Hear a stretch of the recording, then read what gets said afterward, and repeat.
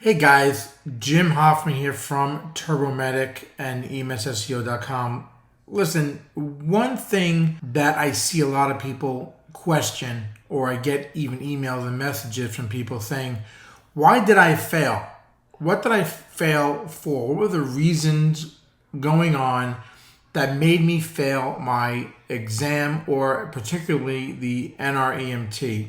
There are a few reasons that most people fall into categories as to why they failed the NREMT. So you have to actually be very honest with yourself, understand these reasons, and sort of ask yourself if one of these key things are the causes of why you failed. And more importantly, of course, how are you going to overcome it when you go to retake the exam?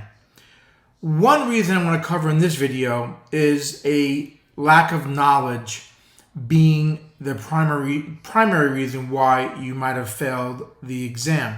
Now, that lack of knowledge can be from poor classroom training, or it can be from a lack of effort on your part.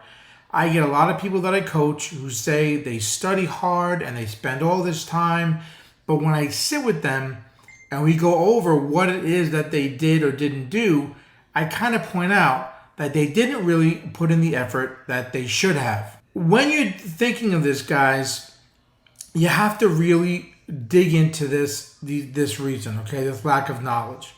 So ask yourself, did you pay attention in class?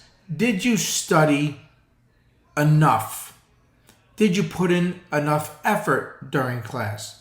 If you haven't done this, more than likely you're going to fail the NREMT, or you're going to really struggle and walk out of that exam not feeling confident at all. And this is really true for a lot of people that I get comments on but I passed my EMT class. Why didn't I pass the NREMT? Well, you can study enough to get through your classwork and to get through your class itself and pass your class, but the NREMT is different. Let's face it, it's a difficult exam.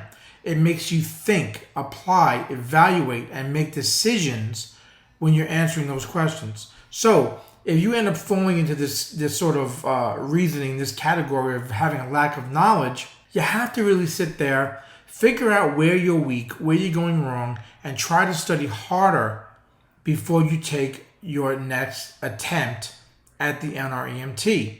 Now, there's ways to do that. You can use my program and my system and whatnot at TurboMedic.com. You can use apps and things like Limmer. Creative is a great one to use as well.